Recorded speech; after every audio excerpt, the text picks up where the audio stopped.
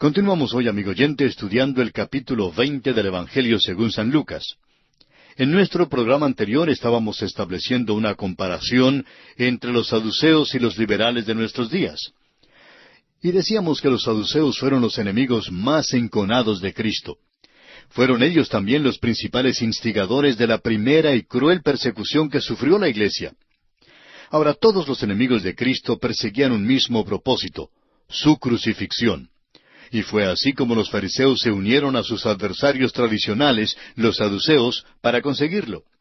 El hecho es que los fariseos fueron los líderes en la persecución del Señor Jesucristo, pero después de la muerte del Señor, los fariseos desistieron de su afán de perseguir. Ya no tenían interés en perseguir a Cristo ni a sus seguidores. Los saduceos, en cambio, continuaron con la persecución de la Iglesia. Podemos leer en cuanto a esta persecución en los capítulos 3 y 4 del libro de los Hechos de los Apóstoles.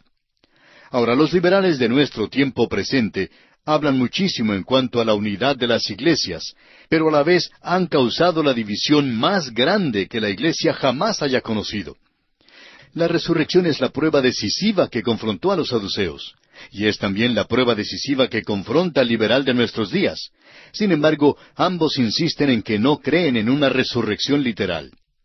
Es interesante notar que no hay ningún relato en las Escrituras de algún saduceo que haya llegado a Cristo Jesús para recibir la salvación. Se nos dice de un fariseo llamado Nicodemo que fue convertido. También un rico llamado José de Arimatea aceptó a Cristo como su Salvador. En el libro de los Hechos, capítulo 6, versículo 7, leemos: «Y crecía la palabra del Señor, y el número de los discípulos se multiplicaba grandemente en Jerusalén. También muchos de los sacerdotes obedecían a la fe».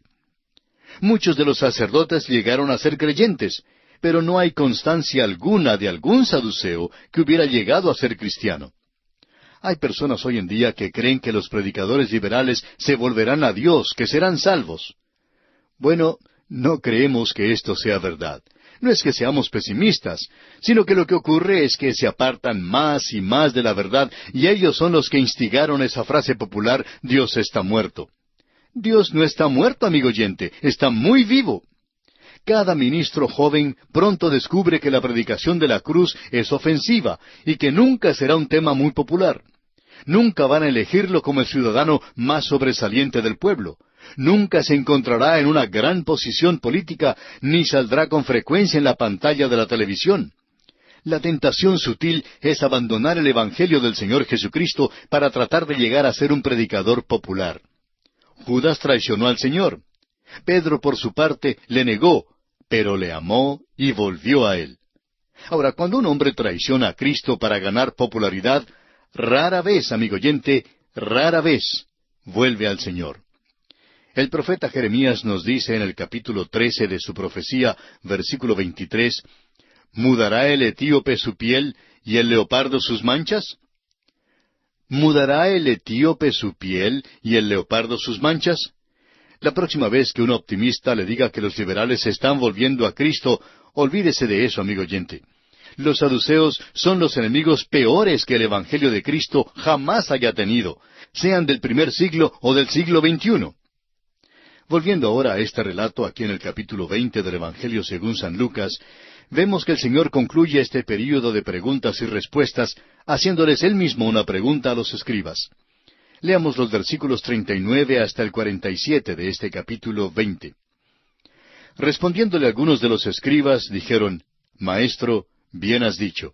Y no osaron preguntarle nada más.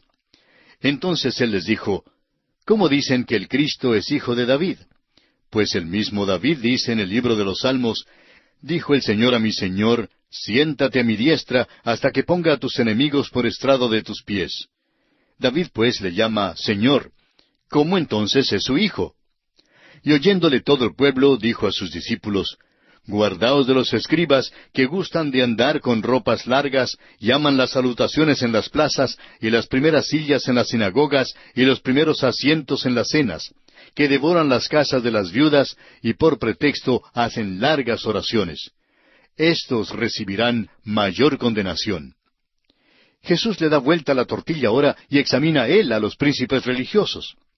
El Mesías tenía que ser hijo de David, según la profecía del Antiguo Testamento. Y en Mateo 1:1 podemos leer que Jesús era hijo de David. David llamó a su propio hijo su Señor. Ahora, ¿cómo podía una persona ser al mismo tiempo su hijo y su Señor? El nacimiento virginal es la única explicación. Jesús cita el Salmo 110. Dijo que David escribió este salmo. Ahora, los críticos liberales dicen que David no fue quien lo escribió. Pero Jesús dijo que David escribió este salmo por inspiración del Espíritu Santo. El crítico liberal dice que no fue así, pero Jesús dijo que David escribió este salmo como una profecía en cuanto al Mesías. Sin embargo, la crítica liberal niega todo esto. Pues bien, Jesús amonesta al pueblo en cuanto a los príncipes religiosos, los escribas. Los escribas eran los maestros e intérpretes de las Escrituras, pero sus propias vidas contradecían las mismas Escrituras que enseñaban. Jesús indica que el juicio contra ellos será más severo que el juicio contra aquellos que no han escuchado nunca las Sagradas Escrituras. Amigo oyente, por eso le exhortamos a usted que ha escuchado la palabra de Dios en este día, a que acuda al Hijo de Dios, a Cristo Jesús, y le reciba como su Salvador personal. Y así, amigo oyente, concluimos el capítulo 20 del Evangelio según San Lucas. Llegamos ahora al capítulo 21. En este capítulo, Cristo alaba la humilde ofrenda de la viuda, anuncia la destrucción del templo y de Jerusalén, y da a conocer las señales que habrá antes del fin. Llegamos ahora a la sección profética del Evangelio según San Lucas, la cual corresponde al discurso del Monte de los Olivos, que también se encuentra en Mateo y en Marcos. En nuestro estudio de Mateo y Marcos, vimos que los discípulos le hicieron varias preguntas al Señor en cuanto a la destrucción del templo, las señales de su segunda venida y el fin del mundo. El doctor Lucas contesta solamente la primera pregunta que le hicieron, la pregunta sobre la destrucción del templo. La clave de su respuesta la encontramos en el versículo 20 de Lucas 21, que dice: «Pero cuando viereis a Jerusalén rodeada de ejércitos, sabed entonces que su destrucción ha llegado». Con esto vemos que Lucas trata uno de los aspectos más prácticos en su versión de este discurso, y no hay misterio ni especulación en cuanto a su significado, porque el relato de Lucas ya no es profecía, sino historia. Pues esta profecía fue cumplida aproximadamente 40 años más tarde, cuando Tito el Romano sitió y destruyó a Jerusalén en el año 70 después de Cristo. Entrando ahora en el estudio del capítulo 21, tenemos el caso en que Jesús observa cómo ofrendan las gentes y alaba a la pequeña ofrenda que da la viuda. Este relato lo encontramos en los primeros 4 versículos de este capítulo 21 de Lucas, así es que vamos a leerlos. Levantando los ojos, vio a los ricos que echaban sus ofrendas en el arca de las ofrendas. Vio también a una viuda muy pobre que echaba allí 2 blancas. Y dijo: «En verdad os digo que esta viuda pobre echó más que todos. Porque todos aquellos echaron para las ofrendas de Dios de lo que les sobra, mas ésta de su pobreza echó todo el sustento que tenía». Comparada con la riqueza de aquel templo, y por cierto que era un templo muy rico, la ofrenda de aquella viuda no valía mucho. Sus 2 moneditas de cobre no podrían ayudar mucho en el mantenimiento del templo. Sin embargo, nuestro Señor expresa un punto de vista muy diferente en cuanto al valor de las ofrendas. No las aprecia según lo que se da, sino lo que el dador guarda para sí mismo. No estamos viviendo bajo el sistema de los diezmos, porque ese sistema indicaba solo lo mínimo que se debía dar. El dar el diezmo o la 10ª parte es sólo devolverle a Dios lo que ya es de Él. Son muchos, pues, los que deben estar dando al Señor mucho más que el diezmo, debido a la manera en que Dios les ha bendecido, de acuerdo a la manera en que Él les ha prosperado. Un hombre dijo una vez: «Si yo diera solamente un diezmo de mis bienes al Señor, me sentiría como si yo le estuviera robando». Dios, amigo oyente, mira el sacrificio del donador. Por lo general, es el que no puede dar mucho, el que hace un sacrificio genuino.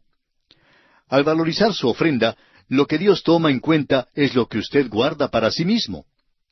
Las 2 blancas que la viuda dio no valían nada comparadas con la riqueza del templo y con las ofrendas de los ricos.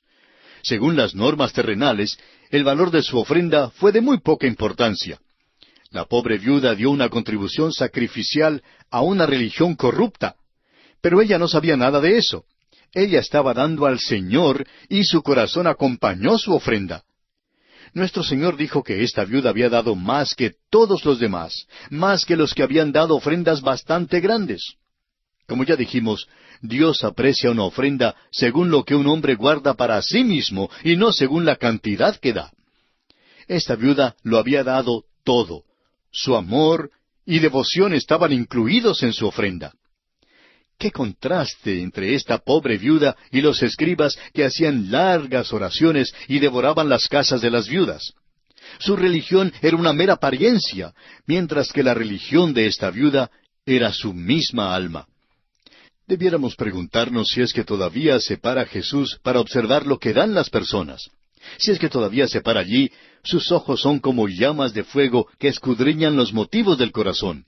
Todavía toma las 2 humildes moneditas de cobre de la viuda y las transforma en el oro del cielo.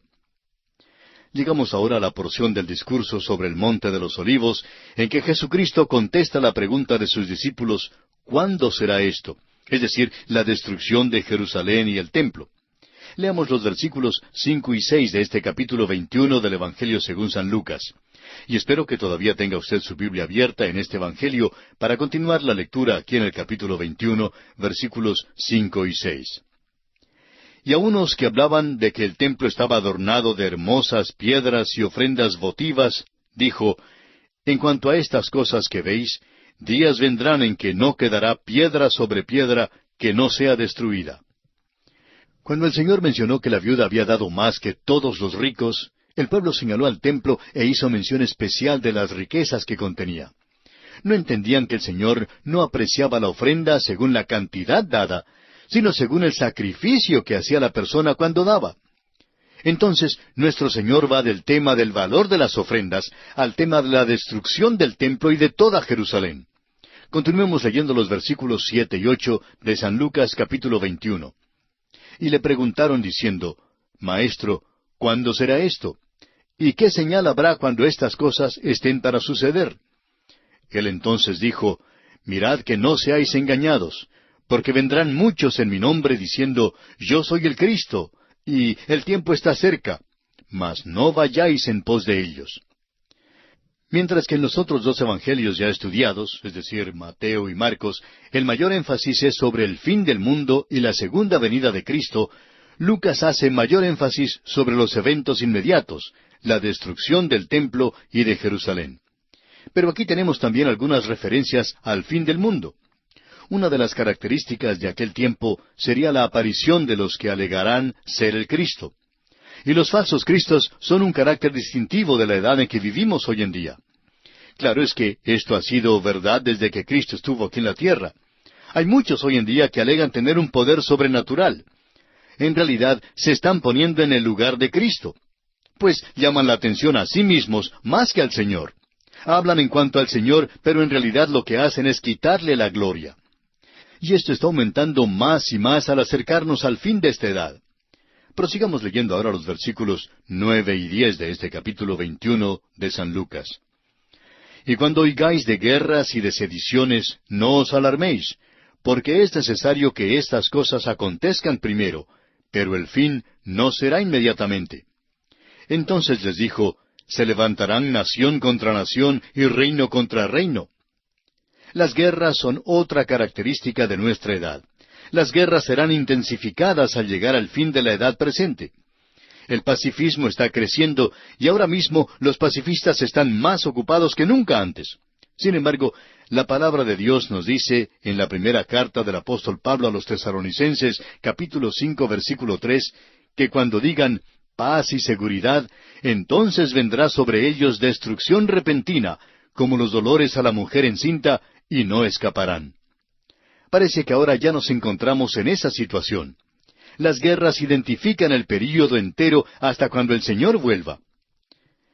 Continuemos ahora con el versículo 11 de Lucas capítulo 21.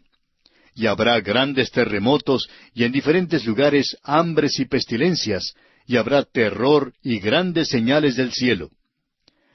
Este versículo nos presenta la primera porción de la 70ª semana de Daniel, capítulo 9. Guerras, terremotos, hambres y otras dificultades serán intensificadas, pero principios de dolores son estos, como lo dice Marcos capítulo 13, versículo 8. Prosigamos ahora con los versículos 12 y 13 de este capítulo 21 de San Lucas. Pero antes de todas estas cosas, os echarán mano y os perseguirán, y os entregarán a las sinagogas y a las cárceles, y seréis llevados ante reyes y ante gobernadores por causa de mi nombre. Y esto os será ocasión para dar testimonio. Ahora aquí en estos versículos, el Señor está hablándole a la nación de Israel. Todas estas cosas se aplican específicamente a los judíos. Pero los cristianos también serán perseguidos. El Señor Jesucristo dijo en San Juan capítulo 15, versículos 18 y 19, Si el mundo os aborrece, sabed que a mí me ha aborrecido antes que a vosotros. Si fuerais del mundo, el mundo amaría lo suyo, pero porque no sois del mundo, antes yo os elegí del mundo, por eso el mundo os aborrece. Si usted, amigo oyente, es un verdadero seguidor del Señor Jesucristo, no hay oportunidad de que usted salga primero en ninguna competencia de popularidad. Avancemos algo más ahora con los versículos 16 al 19 de este capítulo 21 de San Lucas. Mas seréis entregados aún por vuestros padres y hermanos y parientes y amigos, y matarán a algunos de vosotros, y seréis aborrecidos de todos por causa de mi nombre. Pero ni un cabello de vuestra cabeza perecerá. Con vuestra paciencia ganaréis vuestras almas. Este tipo de persecución contra los judíos fue lo que ocurrió en Alemania antes de la Segunda Guerra Mundial. Pero creemos que estos versículos se aplican directamente a los 144,000 judíos mencionados en el capítulo 7 de Apocalipsis, los cuales serán indestructibles durante el tiempo del período de la gran tribulación. El sufrimiento de estos judíos será mucho más grande durante la tribulación que lo que fue bajo la persecución alemana con sus campos de concentración y sus hornos de exterminio y todo eso. Bien, amigo oyente, nuestro tiempo una vez más se ha agotado, así que tenemos que detenernos. Continuaremos este interesante tema en nuestro próximo programa y confiamos que usted vuelva a escucharnos. Mientras tanto, le animamos a que lea los versículos restantes de este capítulo 21 de Lucas para que esté mejor preparado para nuestra próxima visita.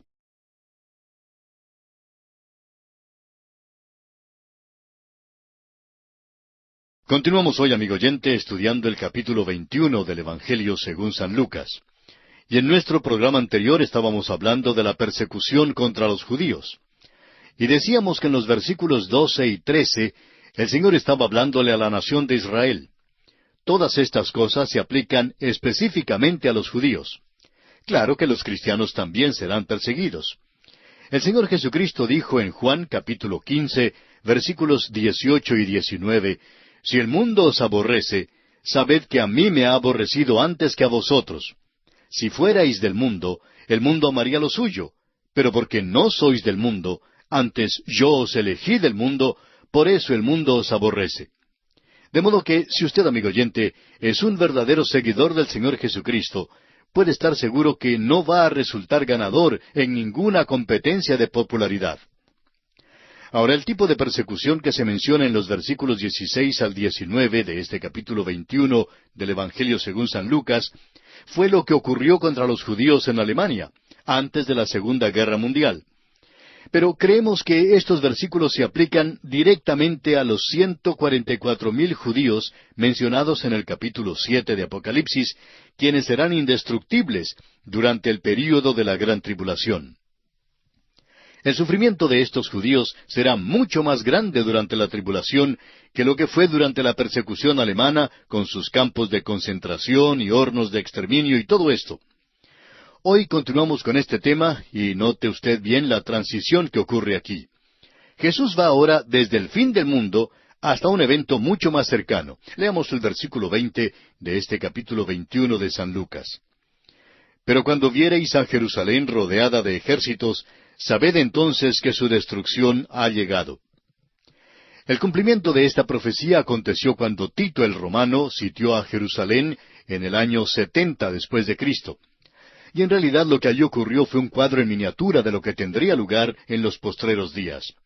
Opinamos que muchos de estos hombres, por ejemplo, unos 40 años más tarde, recordaron las palabras de Cristo cuando vieron las murallas almenadas de Jerusalén y cuando vieron desplegadas las banderas del ejército de Tito, y dijeron, «Este es el tiempo del cual el Señor nos habló».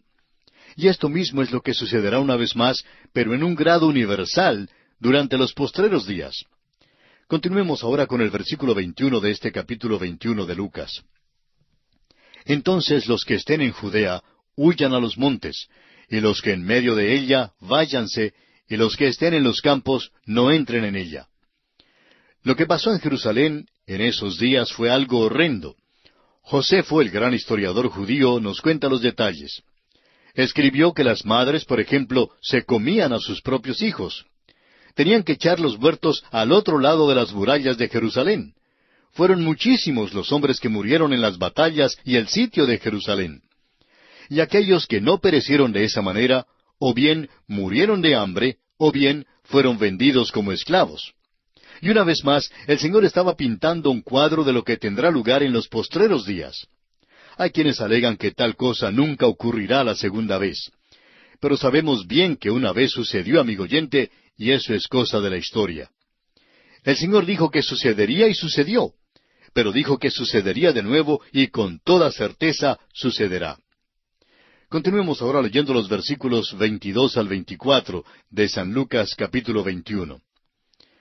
Porque estos son días de retribución para que se cumplan todas las cosas que están escritas. Mas ay de las que estén encintas y de las que críen en aquellos días, porque habrá gran calamidad en la tierra e ira sobre este pueblo. Y caerán a filo de espada, y serán llevados cautivos a todas las naciones, y Jerusalén será hollada por los gentiles, hasta que los tiempos de los gentiles se cumplan. Los judíos estaban dispersos, y Tito los esclavizó. Ellos fueron los que construyeron el gran Coliseo de Roma.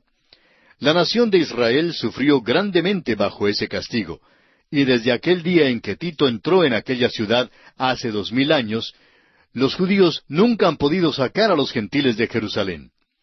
Los gentiles han controlado a Jerusalén desde el día que Tito la conquistó hasta el día de hoy. Los lugares más santos en Jerusalén todavía están guardados por y bajo el cuidado de los gentiles. Un ejemplo es la mezquita de Omar, construida sobre las ruinas del templo judío.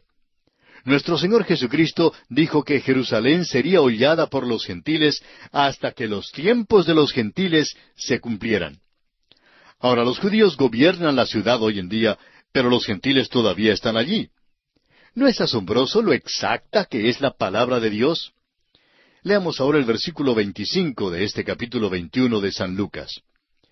Entonces habrá señales en el sol, en la luna y en las estrellas, y en la tierra angustia de las gentes, confundidas a causa del bramido del mar y de las olas. Puesto que los versículos anteriores predicen la caída de Jerusalén y la destrucción final de la nación judía, quiere decir entonces que el versículo 25 debe tratar del tiempo del fin y de las señales de la aparición de Cristo cuando vuelva a la tierra. Prosigamos con el versículo 26 de San Lucas capítulo 21, que dice, «Desfalleciendo los hombres por el temor y la expectación de las cosas que sobrevendrán en la tierra, porque las potencias de los cielos serán conmovidas». Hay quienes citan este versículo y dicen que es una descripción del día de hoy. Amigo oyente, todavía no hemos visto nada. Si usted cree que estamos viendo ahora un cumplimiento de este versículo, pues está usted equivocado. Es verdad que las cosas son malas hoy en día. La crisis política y los apuros sociales, por ejemplo, son causa de gran ansiedad en casi todo el mundo. Los disturbios físicos son opresivos y a veces más de lo que podemos soportar. Pero la situación, amigo oyente, empeorará en los postreros días. Avancemos ahora con el versículo 27. Entonces verán al Hijo del Hombre que vendrá en una nube con poder y gran gloria. Ahora Cristo puede regresar en cualquier momento. Las cosas están sucediendo tan rápido hoy en día que la iglesia, el cuerpo de Cristo, podría ser llevada de esta tierra antes de que usted haya terminado de escuchar la lectura de este capítulo. Y cuando Jesús venga, amigo oyente, esperamos que usted esté listo para ir con Él. Sigamos ahora con el versículo 28 de este capítulo 21 de San Lucas. Cuando estas cosas comiencen a suceder, erguíos y levantad vuestra cabeza, porque vuestra redención está cerca. ¿Están empezando a suceder estas cosas? Pues no tenemos ventaja de información y en realidad no sabemos. Todo lo que sabemos es que está más cerca de nosotros nuestra salvación que cuando creímos. Yo sí sé que Él regresará, y eso es lo más importante para mí. Y amigo oyente, esperamos que usted continúe con su Biblia abierta aquí en el Evangelio según San Lucas, capítulo 21, y esté leyendo los versículos que estamos citando juntamente con nosotros, porque, como lo hemos dicho en otras ocasiones, es muy importante que usted lea con nosotros los versículos que estamos considerando. Sigamos adelante con los versículos 29 al 34 de Lucas capítulo 21. También les dijo una parábola. Mirad la higuera y todos los árboles. Cuando ya brotan, viéndolo, sabéis por vosotros mismos que el verano está ya cerca. Así también vosotros, cuando veáis que suceden estas cosas, sabed que está cerca el reino de Dios. De cierto os digo que no pasará esta generación hasta que todo esto acontezca. El cielo y la tierra pasarán, pero mis palabras no pasarán. Mirad también por vosotros mismos, que vuestros corazones no se carguen de glotonería y embriaguez y de los afanes de esta vida, y venga de repente sobre vosotros aquel día. La parábola de la higuera manifiesta a la nación de Israel como el reloj de Dios al fin de la edad.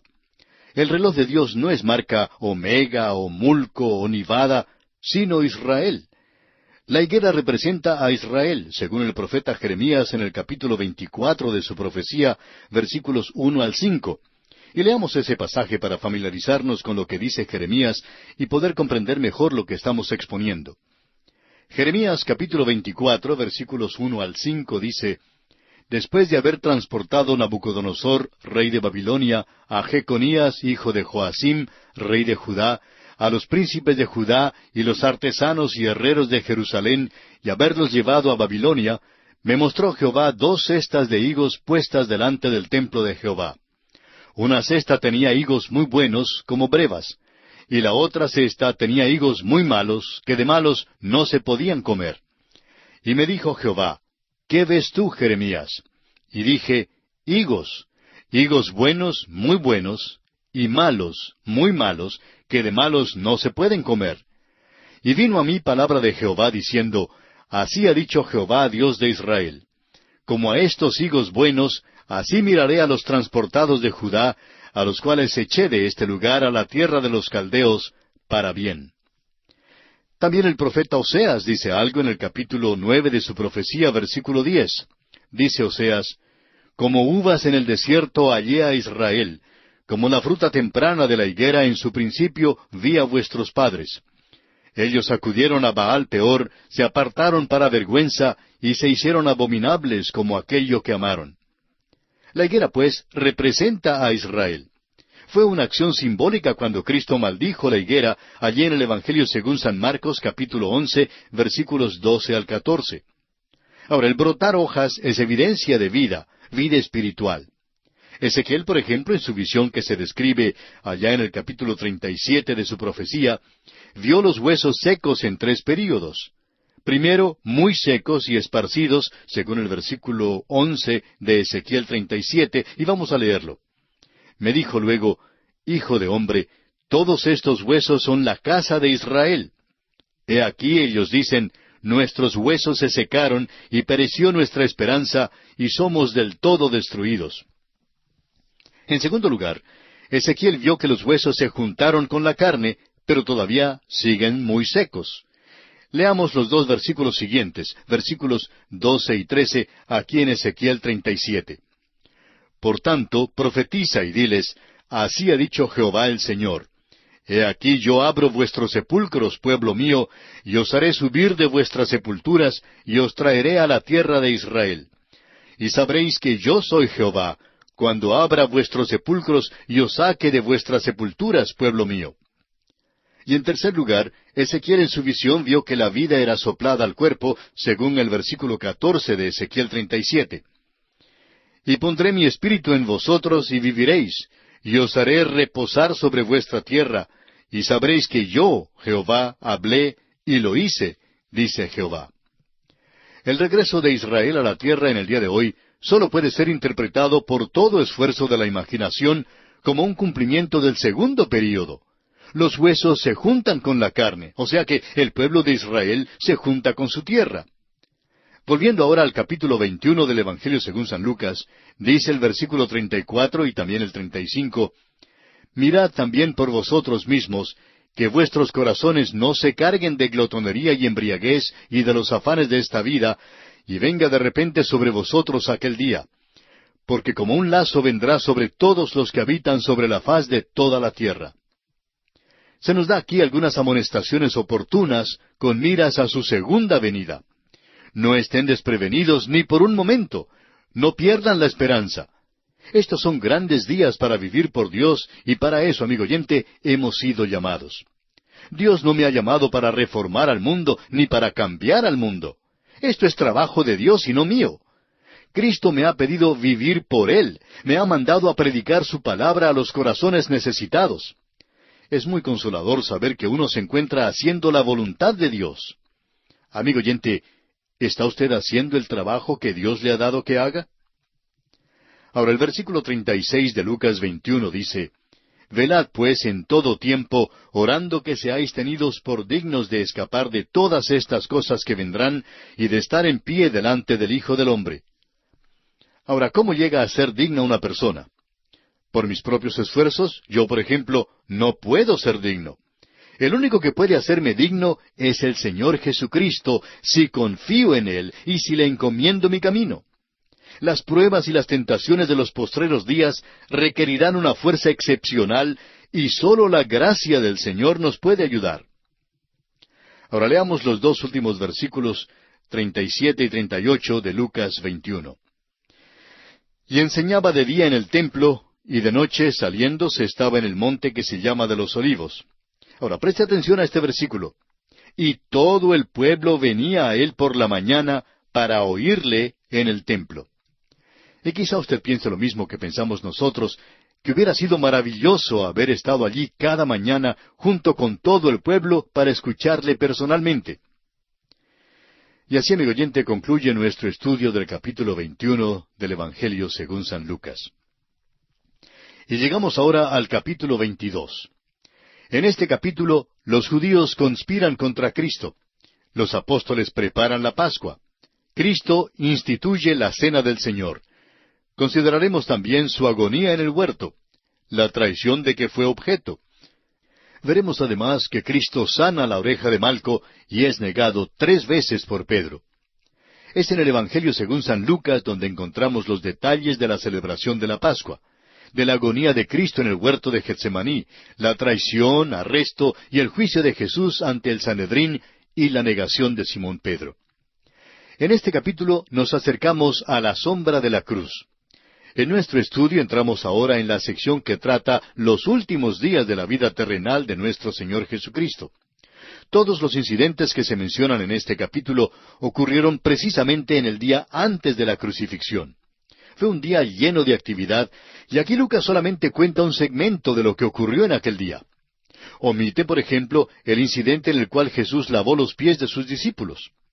Aquel día anterior a su asesinato fue un día de crisis, en el cual todo lo que ocurrió señalaba hacia la cruz. Todas las transacciones de aquel día nos obligan a mirar hacia el Gólgota. Todo estaba ya preparado para el evento de la crucifixión. El Dr. Forsyth lo expresa de la siguiente manera: la cruz es el centro de la gravedad del mundo moral.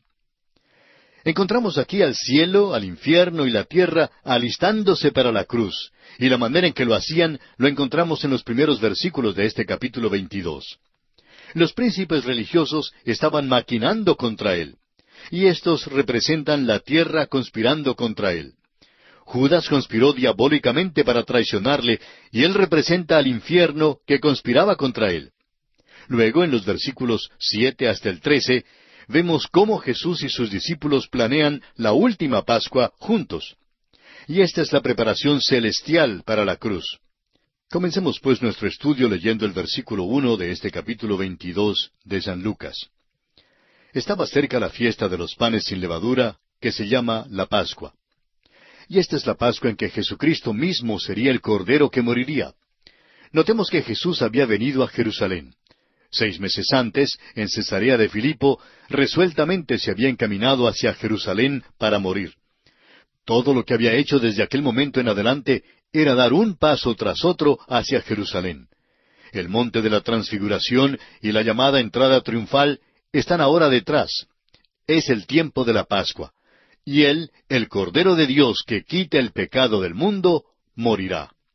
Leamos ahora el versículo 2 de este capítulo 22 de San Lucas.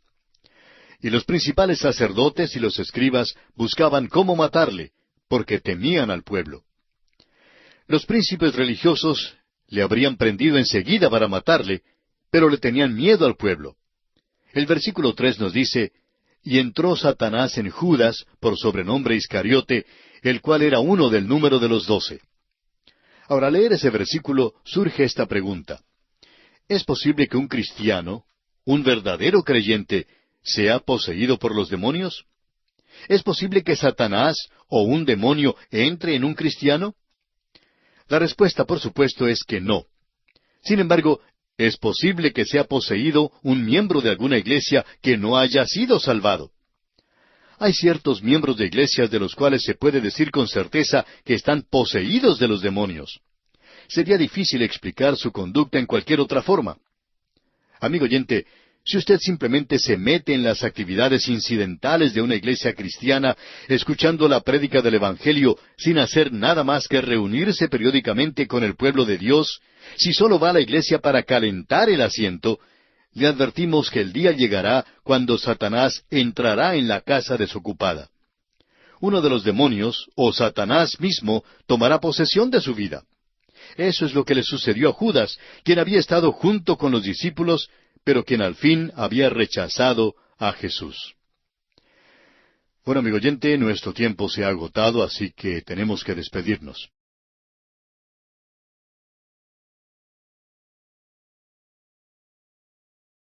Continuamos hoy, amigo oyente, estudiando el capítulo 22 del Evangelio según San Lucas.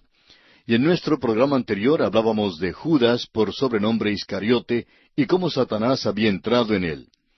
Y dijimos que lo que había sucedido con Judas es que a pesar de haber andado con Jesús y junto con los discípulos, al final se hizo evidente que en realidad había rechazado a Jesús. Continuamos hoy leyendo los versículos 4 y 5 de este capítulo 22 de Lucas.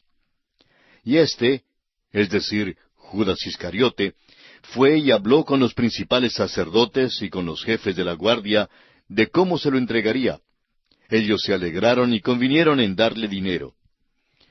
Los príncipes religiosos habían estado preguntándose en cuanto a la manera en que podrían prender al Señor Jesucristo cuando Judas vino y ofreció traicionarle. Continuemos con el versículo 6 de este capítulo 22 de San Lucas. Y él se comprometió y buscaba una oportunidad para entregárselo a espaldas del pueblo. Ahora creemos que este complot se desarrolló más o menos así. Esperemos, dijeron, hasta que la multitud salga de Jerusalén. Esperemos hasta que esté solo para que podamos prenderle, hasta cuando el pueblo no sepa qué es lo que estamos haciendo. Planeaban prenderle secretamente. Ahora Judas tendría que esperar y dejar que los príncipes religiosos decidieran cuándo sería la hora propicia. En realidad esa hora nunca llegó. Por eso Jesús dio el pan a Judas en el aposento alto durante la Pascua y le dijo, «Lo que vas a hacer, hazlo más pronto. La hora ha llegado, apúrate». Y Judas hizo exactamente eso. Esto es lo que nos cuenta Juan en su Evangelio capítulo 13. Y pasamos a considerar ahora los planes que hace Jesús para la última Pascua y la institución de la Cena del Señor. Jesús y sus discípulos ahora planean la última Pascua. Leamos los versículos 7 hasta el 13 de este capítulo 22 de San Lucas. Llegó el día de los panes sin levadura, en el cual era necesario sacrificar el cordero de la Pascua. Y Jesús envió a Pedro y a Juan diciendo, «Id, preparadnos la Pascua para que la comamos». Ellos le dijeron, «¿Dónde quieres que la preparemos?» Él les dijo, «He aquí, al entrar en la ciudad, os saldrá al encuentro un hombre que lleva un cántaro de agua. Seguidle hasta la casa donde entrare, y decid al padre de familia de esa casa, el maestro te dice, ¿dónde está el aposento donde he de comer la Pascua con mis discípulos?» entonces Él os mostrará un gran aposento alto ya dispuesto. Preparad allí. Fueron pues y hallaron como les había dicho, y prepararon la Pascua. No vemos ningún motivo de atribuirle algún carácter milagroso a este pasaje. Nuestro Señor Jesucristo había ido a Jerusalén muchas veces. Seguramente ya conocía al hombre que tenía este aposento alto. De seguro que Él le había dicho a nuestro Señor, cuando estés en Jerusalén, trae acá a tus discípulos. Probablemente el Señor ya había hecho los preparativos con este hombre para el uso del cuarto, y ahora le estaba dando a saber que lo necesitaba en esta ocasión para poder celebrar allí la Pascua con sus discípulos. Sigamos adelante ahora con el versículo 14 de Lucas capítulo 22.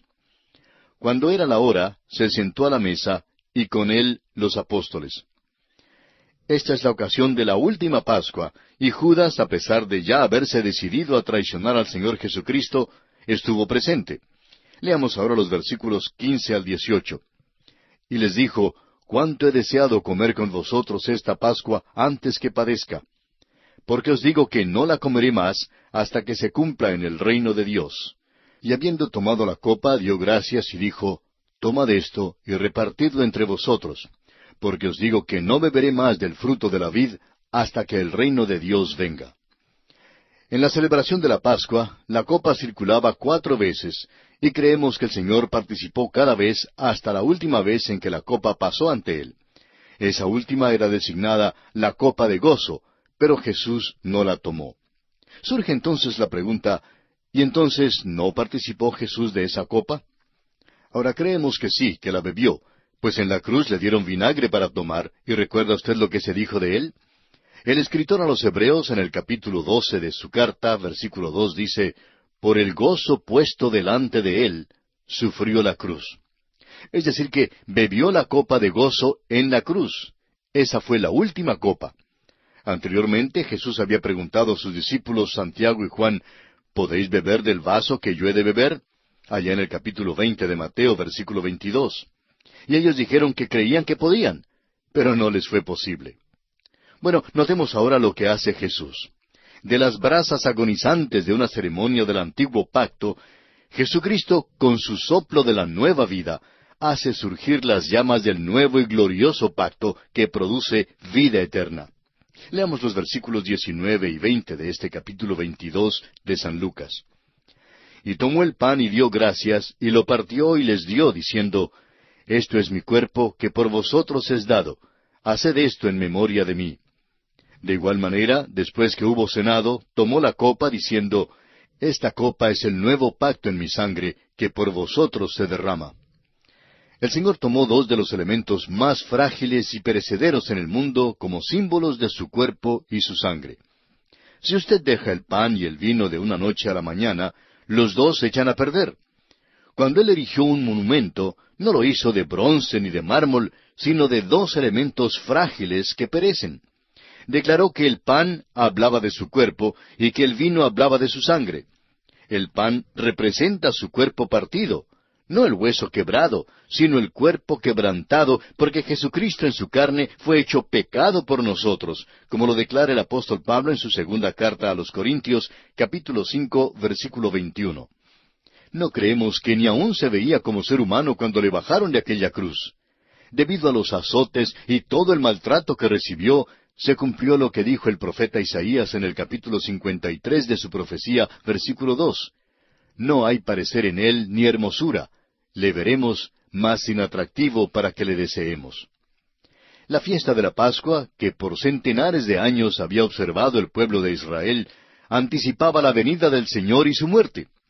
Ahora, Él se para a la sombra de la cruz, y esta sería la última Pascua. La fiesta de la Pascua ha llegado y ha sido cumplida. Hoy en día nosotros nos reunimos en la mesa del Señor y examinamos nuestros corazones. Lo que hacemos en esta mesa es en memoria de Él. Miramos atrás, es decir, echamos una mirada retrospectiva a lo que Él hizo por nosotros en la cruz y anticipamos su segunda venida, como lo dice el apóstol Pablo en su primera carta a los Corintios, capítulo 11, versículo 26, cuando dice, «Así pues, todas las veces que comiereis este pan y bebiereis esta copa, la muerte del Señor anunciáis hasta que Él venga». Notemos ahora que Jesús anuncia su traición. Leamos el versículo 21 de este capítulo 22 de Lucas. Mas he aquí, la mano del que me entrega está conmigo en la mesa. El que iba a traicionarle estaba entre ellos. Hay quienes creen que Judas en realidad salió antes de la institución de la Cena del Señor. Y creemos que eso fue lo que ocurrió. Tengamos en cuenta que en su relato, Lucas solo nos da aquellos hechos necesarios para el propósito de su comentario. Por su parte, Juan, en su Evangelio capítulo 13, versículos 26 al 30, establece claramente que durante la Pascua, nuestro Señor, mojando el pan, lo dio a Judas y le dijo, lo que vas a hacer, hazlo más pronto. Y que inmediatamente Judas salió. Sigamos ahora con la lectura de los versículos 22 y 23 de este capítulo 22 de San Lucas. A la verdad, el Hijo del Hombre va según lo que está determinado, pero ay de aquel hombre por quien es entregado. Entonces ellos comenzaron a discutir entre sí, ¿quién de ellos sería el que había de hacer esto? Aparentemente, cada uno de los discípulos creía que era capaz de negar y traicionar al Señor. Ahora, si usted es honesto, amigo oyente, bien sabe que también usted podría traicionarle. Si Cristo no guardara su mano sobre mí, también a mí me sería posible traicionarle. También yo podría negarle durante los próximos 5 minutos. Sin embargo, doy gracias a Dios que Él no quitará su mano de mí y me regocijo en eso. Esto es lo que Dios ha prometido en su palabra, y yo creo en su palabra. Pasemos ahora a considerar la grandeza en el servicio. Leamos el versículo 24 de Lucas capítulo 22. Hubo también entre ellos una disputa sobre quién de ellos sería el mayor. Ahora note usted que estos hombres que recién habían reconocido hasta dónde podrían bajar, también aspiraban ahora a ser los mayores. ¿Puede usted imaginar tal cosa, amigo oyente? Allí mismo, a la sombra de la cruz, estos hombres están codiciando el mayor puesto en el reino. Pero esto no debiera realmente sorprendernos tanto, puesto que vemos que ocurre lo mismo en la iglesia hoy en día. Sigamos leyendo los versículos 25 al 27 de este capítulo 22 de Lucas. Pero él les dijo, los reyes de las naciones se enseñorean de ellas, y los que sobre ellas tienen autoridad son llamados bienhechores. Mas no así vosotros, sino sea el mayor entre vosotros como el más joven, y el que dirige como el que sirve. Porque, ¿cuál es mayor, el que se sienta a la mesa o el que sirve? ¿No es el que se sienta a la mesa? Mas yo estoy entre vosotros como el que sirve. El Señor les está diciendo que Él había tomado el puesto más bajo. Eso es lo que Él hizo cuando tomó el lugar mío y el lugar suyo en la cruz, amigo oyente. Es como un amo que se levanta de la mesa para decirle a su siervo, siéntate a comer y yo te serviré. Cuando Jesucristo vino a la tierra, todos los hombres debieran haberle servido a Él. Pero en lugar de eso, fue Él quien sirvió a los hombres. Nos ha puesto una mesa de salvación y nos ha invitado a esta gran fiesta de la salvación. Leamos ahora el versículo 28 de Lucas 22. Pero vosotros sois los que habéis permanecido conmigo en mis pruebas. El Señor es bondadoso en gran manera, y así alaba a los discípulos por haber permanecido con Él en todas sus pruebas acá en la tierra. En los versículos 29 y 30, el Señor Jesús continúa hablando. Yo pues os asigno un reino, como mi Padre me lo asignó a mí, para que comáis y bebáis a mi mesa en mi reino, y os sentéis en tronos juzgando a las 12 tribus de Israel. Estamos seguros que los apóstoles tendrán un puesto especial en el reino, pues ellos llenaron la brecha entre el Antiguo y el Nuevo Testamento. Salieron de la economía, es decir, del sistema del Antiguo Testamento, y pasaron a la economía del Nuevo Testamento. Y ni usted ni yo nos hallamos en aquella posición hoy en día. Ninguno de nosotros podrá hallarse en aquel puesto en particular, porque cronológicamente fueron ellos quienes llenaron la brecha. Les será dado un puesto prominente en el reino, y ellos no solo comerán y beberán en la mesa del Señor, sino que también se sentarán en tronos y juzgarán a las 12 tribus de Israel. Dios tiene grandes cosas guardadas para sus hijos que revelará en el futuro. Creemos que todos los redimidos podrán ocupar puestos bastante elevados. Usted, amigo oyente, ¿está trabajando para obtener un puesto en el cielo? Compréndanos bien, no queremos en manera alguna decir que debe trabajar por su salvación. Usted no trabaja para obtener su salvación, pero sí debe trabajar para obtener un puesto en el cielo. Es decir, que usted va al cielo solo por la gracia de Dios, pero será juzgado según las obras que haga durante su vida después que haya sido salvo, para ver cuál puesto será el suyo. ¿Tiene usted interés en las buenas obras? Debe tener un interés vital en ellas. Ahora bien, creemos que lo único que Dios juzgará es el ejercicio del don que Él nos haya dado. Nos da un don especial cuando entramos a formar parte del cuerpo de creyentes, en el momento que aceptamos la salvación, y hay literalmente miles de dones. El tema de los dones es un tema que es sumamente interesante. ¿Sabe usted cuál era uno de los dones en la iglesia primitiva? Había una mujer llamada Dorcas y ella cosía, es decir, ella era costurera. El coser era su don, ella hacía ropa. Las viudas que de otra manera no tendrían ropa, se ponían la ropa que Dorcas les había hecho. Usted, amigo oyente, recibirá recompensa según el ejercicio del don que Dios le haya dado. Usted tiene la responsabilidad de ser fiel en el ejercicio de su don. La vida cristiana, nuestro diario vivir, es cosa muy importante delante de Dios, amigo oyente. Y pasamos ahora a considerar el anuncio que hace Jesús en cuanto a la negación de Pedro. Leamos los versículos 31 y 32 de este capítulo 22 de San Lucas. Dijo también el Señor: Simón, Simón, he aquí Satanás os ha pedido para zarandearos como a trigo, pero yo he rogado por ti que tu fe no falte. Y tú, una vez vuelto, confirma a tus hermanos. La frase una vez vuelto se refiere al tiempo cuando Pedro tendría un cambio de corazón y de mente y su fe aumentaría. Y entonces, en aquella ocasión, ocurriría un cambio tan grande en Pedro que a él le sería posible fortalecer a sus hermanos. Ahora el Señor sabía que Pedro le negaría, pero aún así le dijo: pero yo he rogado por ti que tu fe no falte. El Señor, amigo oyente, es nuestro intercesor. Él sabe cuando usted está al borde del fracaso y el tropiezo. Si usted le pertenece, amigo oyente, Jesucristo ya ha orado por usted que su fe no falte. Si le pertenece, su fe no faltará, aunque usted fracase. La razón por la cual su fe no va a faltar es porque Jesús ya ha orado por usted. ¡Qué cuadro de su amor, amigo oyente! Ahora, en Juan capítulo 17, versículo 9, leemos que nuestro Señor oró al Padre diciendo: yo ruego por ellos, no ruego por el mundo, sino por los que me diste, porque tuyos son. El Señor no ora por el mundo. Él ha mandado que usted y yo hagamos eso. Cristo murió por el mundo, y no se le puede pedir que haga más que eso. Murió por el mundo, pero ora por los suyos para que sean guardados mientras están en el mundo. Y el Señor Jesucristo oró por usted aún hoy mismo. Puede ser que usted no haya orado por sí mismo hoy, pero Él sí ha orado ya por usted. Más adelante, a Pedro le sería posible fortalecer a sus hermanos. El hombre que ha sido tentado y probado es el hombre que realmente puede ayudar a otros, aun si él mismo ha fracasado y vuelto luego al Señor. Por eso mismo creemos conveniente enviar siempre a un borracho que desea ayuda espiritual, por ejemplo, a hablar con un ex borracho, alguien que ha experimentado el poder de Cristo liberándolo de su vicio, porque no a todos nos es posible hacer este trabajo. Se dice que un borracho en una gran ciudad fue a visitar en cierta ocasión a un pastor evangélico para pedirle ayuda espiritual. Después de haber conversado por un buen rato, el borracho dijo: Pastor, usted simplemente es una buena persona.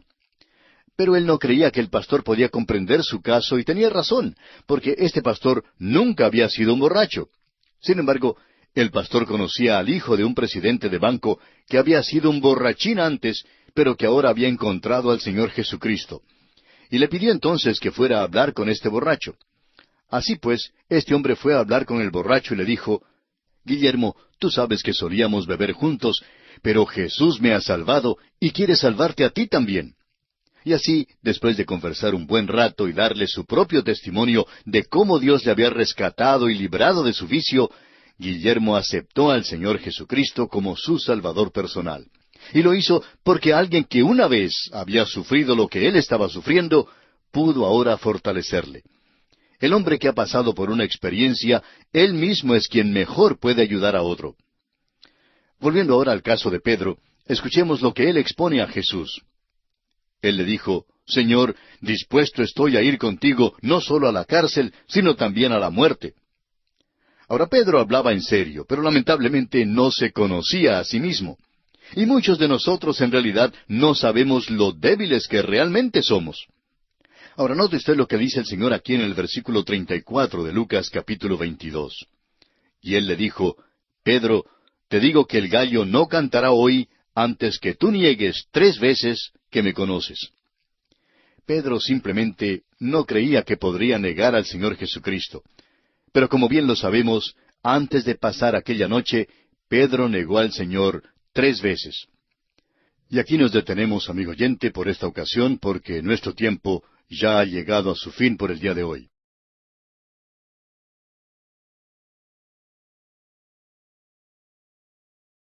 Continuando con nuestro estudio del capítulo 22 del Evangelio según San Lucas, comenzaremos hoy leyendo el versículo 35, donde Jesús amonesta a los discípulos en cuanto al futuro. Leamos pues el versículo 35 de este capítulo 22 de San Lucas. Y a ellos dijo, cuando os envié sin bolsa, sin alforja y sin calzado, ¿os faltó algo?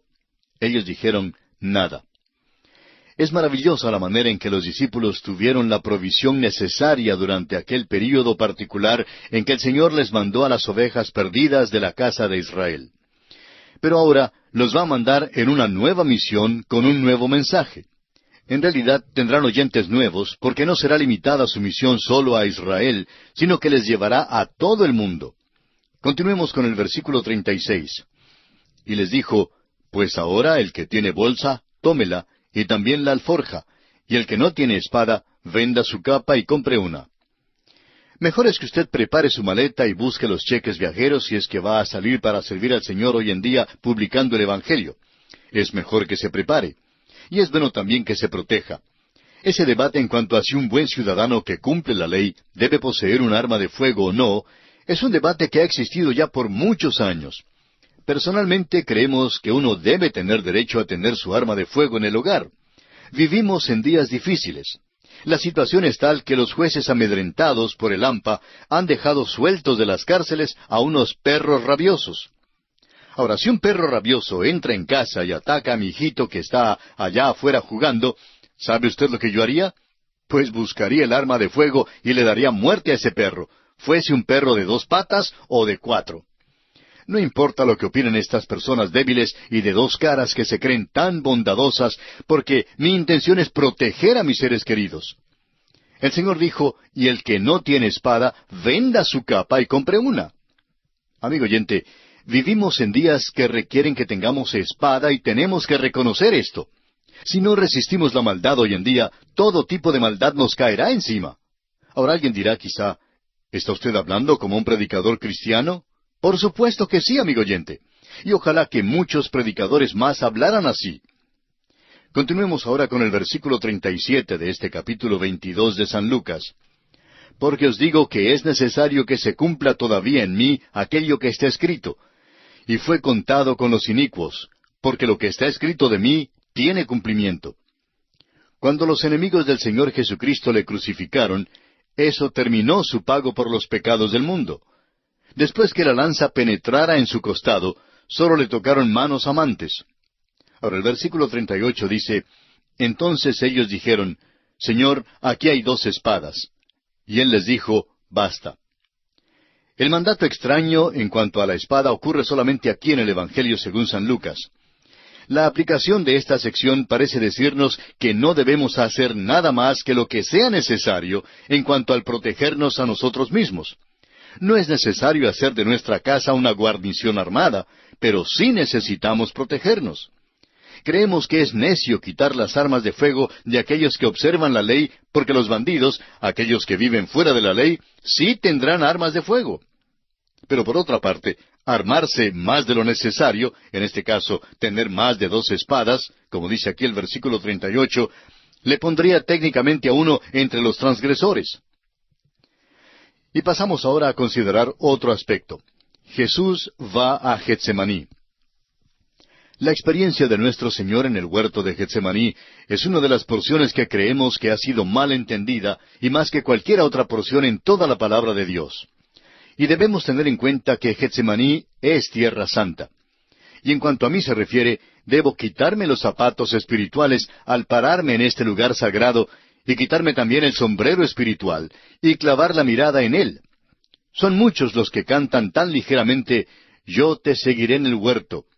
Pero la verdad, amigo oyente, es que yo no puedo seguirle en el huerto. Lo mejor que me es posible hacer es pararme afuera y escuchar caer aquellas gotas de sangre y escuchar su llanto. No cantaríamos aquel himno si en realidad supiéramos el significado verdadero del huerto de Getsemaní. Creemos que en cierta manera es una forma de blasfemia, por decirlo así, que una persona cante aquel himno y luego dé toda suerte de excusas cuando vienen dificultades. Pero son muchos los que cantan o dicen estas palabras y son los primeros en ausentarse de la iglesia porque ha caído una gota de lluvia o cualquier otro problemita. El Señor Jesús dejó a los discípulos fuera del huerto, y yo, amigo oyente, me quedaré con ellos y escucharé desde afuera la agonía de su alma. Si nuestros corazones son sensibles, daremos gracias a Dios por Él que tomó la copa de nuestro dolor y sufrimiento, bebiéndola hasta lo último. En el aposento alto tomó la copa y dijo, tomad esto y repartidlo entre vosotros, porque os digo que no beberé más del fruto de la vid hasta que el reino de Dios venga. Como lo vimos ya en los versículos 17 y 18 de este capítulo 22 de Lucas. He descubierto que la copa mía es dulce donde quiera que la haya bebido. Él bebió la copa amarga para que la copa mía fuese dulce.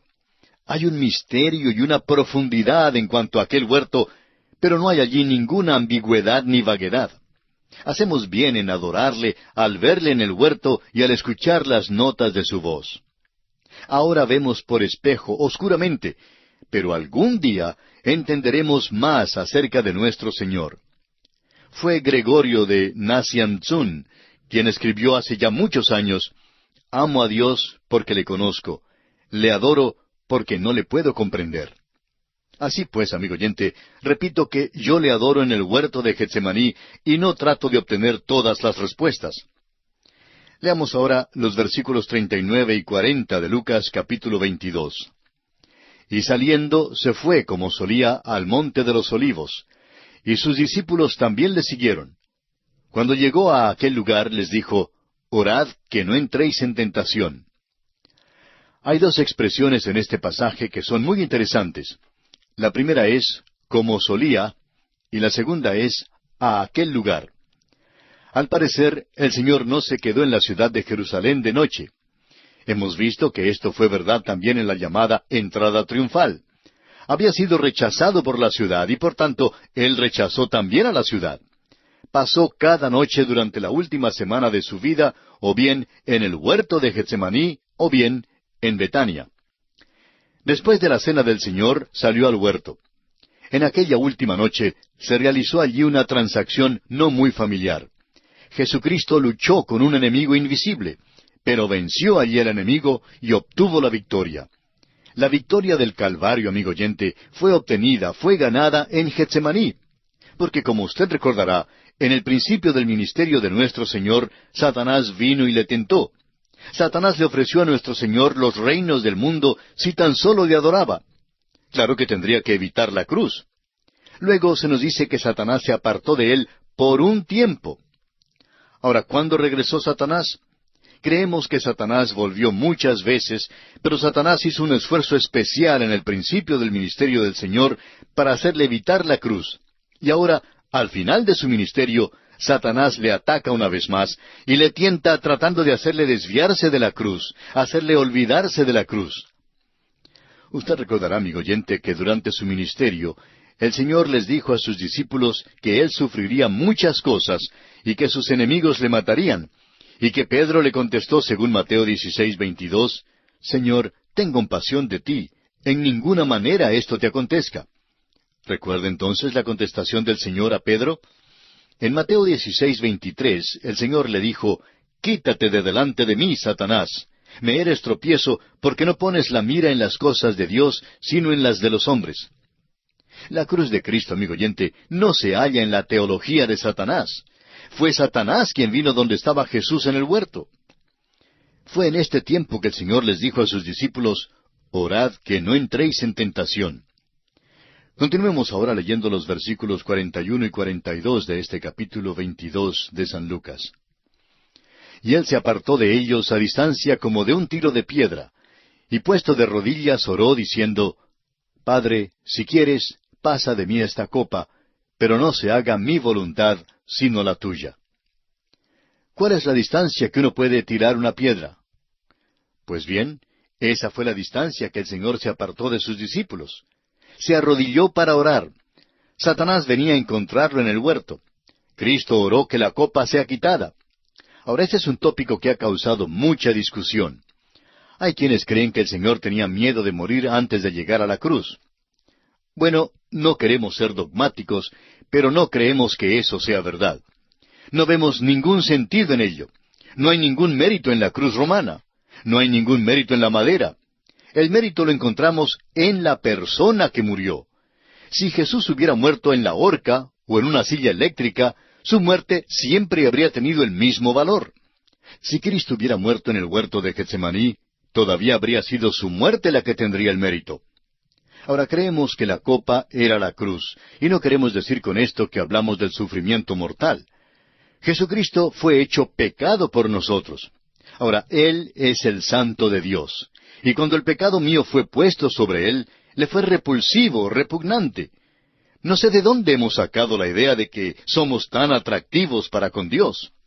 Mi pecado que fue puesto sobre Cristo fue repulsivo y terrible. Fue terrible y por un solo momento Él se rebeló contra eso.